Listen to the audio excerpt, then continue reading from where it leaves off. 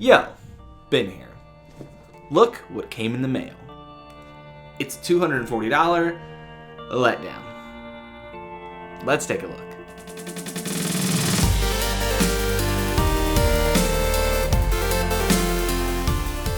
Okay, so let me try to explain to you what the Ecobee 4 is. It is the Jar Jar Binks in what is otherwise a fantastic franchise. I mean, do those original Star Wars prequels have awesome moments of double-bladed lightsabers and pod races and endlessly deep holes that have no guardrails? Yes. Do those Star Wars movies further my love of Star Wars? Yes. But George Lucas, in his effort to appeal to the masses, ruined at least one good Star Wars movie by adding Jar Jar Binks. And that is exactly what Ecobee did with the Ecobee 4. Alexa, what's the temperature in the kitchen? Inside. It's 73. Hey Alexa, tell me a joke. What do you What call is black a tiny and white collection and red of all over? galaxies? An A embarrassed universe. raccoon. Wow. So before I tell you all the reasons I don't like the Ecobee 4, let's start with the things I do like. First, just like the Ecobee 3, the Ecobee 4 has fantastic hardware. Installation is super simple. It's as easy as pulling off your old thermostat, labeling the wires, mounting the new base plate, connecting the wires to that base plate, and then just snapping in the Ecobee unit. It's that simple. In fact, the Ecobee 4 fixed my one complaint about the Ecobee 3, which is that the Ecobee unit didn't snap in super tight to the base plate. It wasn't really a problem, it just felt kind of loose and not like a $250 experience. But on the Ecobee 4, this is totally fixed, and it's real crispy when it snaps in. One potential issue you might have when installing your Ecobee thermostat is that it, just like all smart thermostats, requires the use of a C wire. The C wire provides a constant supply of power to the thermostat, so it doesn't need batteries to run. It's a pretty good guess if your current thermostat has an LCD screen on it, and you've never added batteries to it, that you have a C wire. If you don't have a C wire, you can actually still use the Ecobee thermostat, thanks to the included power extender kit. Now, I didn't have to use one of these in my home because I have a C wire, but my understanding is that goes up by your HVAC blower and allows you to run power through your current thermostat wires, giving your Ecobee all the juice it needs. Pretty cool. This is all covered in the installation manual, so you should be able to get your thermostat installed, no matter what your setup is, pretty easily. Another great thing about the Ecobee thermostats is that after you get it installed, it has an initial startup menu, which is really helpful at getting the thermostat set up, configuring it for your HVAC unit, connecting it to Wi-Fi, pairing it with your Ecobee account, and then pairing it with the wireless sensors.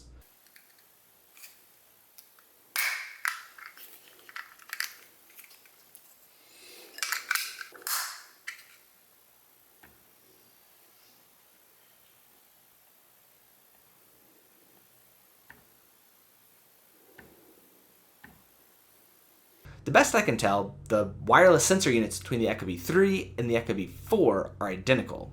These sensor units, by the way, allow you to detect temperature and motion in any room in your house, and really help to extend the smart functions of your thermostat. For example, when your thermostat is in follow me mode, it'll adjust the temperature in the room that is detecting motion to match the set point. This is pretty handy if your house always has a big temperature gradient in it, and you always want to be comfortable in the room that you're in. If you have the follow me feature disabled, the thermostat by default will just average the temperature it's measuring at the wall unit with any of the other sensors to determine the ambient air temperature. One of the things I love about the Ecobee 4 and the Ecobee 3, because they're kind of identical, is that they both support a ton of different HVAC configurations. Who knew that there were houses that have radiant heating and an air handler and a 2-stage heat pump with dehumidifier? That's a lot to control, and the Ecobee 4 can deal with all of that. Just like the Ecobee 3, the Ecobee 4 connects to a cloud server and allows you to monitor and control your thermostat from anywhere in the world. You can do this either from the mobile app or from the web interface. They both have basically the same UI, and they're really nice. These make keeping an eye on your house when you're traveling super easy, or make it very possible to adjust the temperature in your living room from the comfort of your couch. One cool feature of the mobile app is that there's support for geofences. These allow you to tell your thermostat when to switch from away to home, or vice versa, based on where you are. So, for example, you can start heating up or cooling down your house before you even get through the door. Another thing I like about the Ecobee thermostats is that they have awesome support for home automation systems thanks to the developer API. To connect your Ecobee thermostat to Home Assistant, the first thing you need to do is to log into the Ecobee consumer portal. Then click the icon in the top right and click the Developer tab. Next, create a new developer application by selecting Create New. Type in any application name you want. You need to give it an application summary, which you can also make anything you want. Under Authorization Method, select Ecobee PIN. You don't need to change anything under Application Icon or Detailed Description. Then click Create. It may warn you that application name already exists. If so, just come up with a different name. Once that's done, click the name of your application in the tab on the left-hand side. On the right side of the screen, you should see the API key for your application. Go ahead and copy that. Next, open up the configuration.yaml file for your Home Assistant instance. You'll need to add 2 lines to the configuration file. The first one is Ecobee : followed by space API_key : After that, paste the API key that you just copied from the Ecobee website.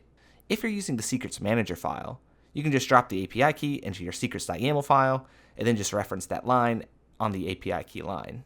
If you want to know more about the secrets manager and Home Assistant, I linked the video I made previously in the card in the top right-hand corner. Okay, after you add the API key to your configuration.yaml file, you'll need to restart your Home Assistant instance. Once Home Assistant comes back up, you should see a new card that says Configure and then Ecobee. If you click the Configure button, it should give you a 4-character PIN. Go ahead and copy that. Next, go back to the Ecobee consumer portal. Click the icon on the right side and then go to the My Apps tab. Click the Add Application button and then paste the 4-character code that you just got from Home Assistant. Then click Validate. After that, it should have the name of the developer application that you created earlier, and then go ahead and click Add Application one more time. The last thing you'll need to do is to go back to your Home Assistant instance, and inside of the card that had the 4-digit PIN that you used earlier, click the I have authorized the app button. After a few minutes, a new card should pop up in the Home Assistant UI for each thermostat that you have connected to your Ecobee account.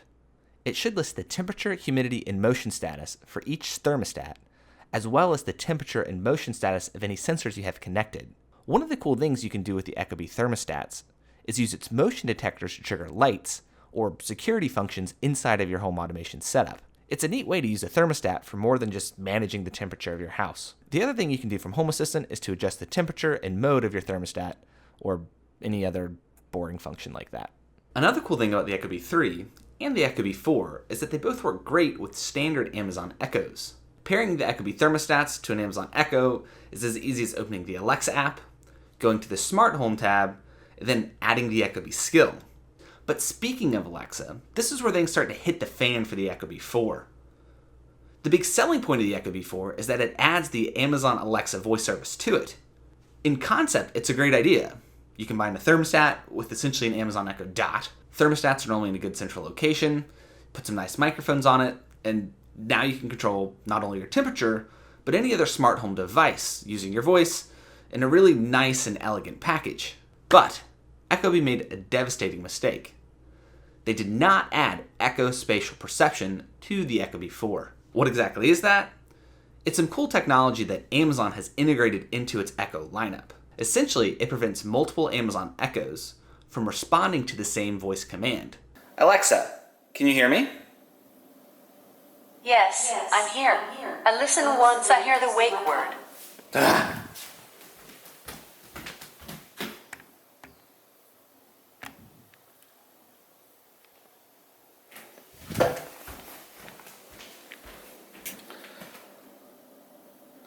Alexa, can you hear me? Yes, I can hear you. With Echo Spatial Perception, only the Amazon Echo that hears you the loudest will be the one that responds. This is a critical piece of any voice assistant, because the microphones now are so good that if you give these units any chance at all, they're probably going to hear you. It's easy to forget that ESP is even there when you have multiple Amazon Echoes. I mean, the right unit always responds, and you never think about it. ESP is so easy to forget about that Ecobee did it. To be fair, it's actually Amazon that prevents Ecobee from using Echo Spatial Perception. Or so says Ecobee when I tweeted at them. Regardless of who's at fault, the lack of ESP on the Ecobee 4 is nothing but frustrating if you have multiple Amazon Echoes already. Now, anytime I issue an Alexa command, I'm almost guaranteed 2 answers. This is mildly annoying if you're just asking what the temperature is outside, but it causes huge problems if you're trying to use Alexa for any smart home control, like toggling a light or initiating a script, because it does it twice, and that's not good. On top of all of that, the microphones that are in the Ecobee 4 are just not as good as the microphones that are in the Amazon Echo Dot. It triggers randomly more often, and in general is just not as responsive. Alexa, turn off the living room overhead lights. Alexa, turn off the living room overhead lights. Okay. And then, on top of all of that, the Ecobee 4 doesn't have Bluetooth. So you can't pair the Alexa function inside of it to a Bluetooth speaker to listen to music. And the speaker on this isn't great. So music in general is just not on the table for the Ecobee 4. And Amazon Echo, the Ecobee 4, is not. All of that adds up to this conclusion. I do not recommend the Ecobee 4. Instead, I would recommend getting the Ecobee 3 and an Amazon Echo Dot. Because you can connect those so easily, this will give you all of the same capabilities as the Ecobee 4, and the Alexa side will be done correctly. You'll have the added benefits of ESP and being able to connect a Bluetooth or wired speaker and being able to listen to music perfectly. One of the most common questions that people ask about these smart thermostats is if they can save you any money. The obvious answer is yes, but terms and conditions apply. For example, in the 7 months I had my Ecobee 3 installed on one of my HVAC units, it claims it saved me about $120 based off of some 73-degree benchmark. I didn't see those savings in my power bill, but then again, I've been adding a lot of electronics. The biggest factor to how much money you'll save with a smart thermostat really depends on how often you're home and how energy efficient your home is. In my case, there's almost always somebody in the house. So the thermostat doesn't go into away mode, and it doesn't have a way for it to save money. But if your house is empty most of the day, your thermostat can go into away mode, which is much more energy efficient and can definitely result in some significant cost savings. One last thing.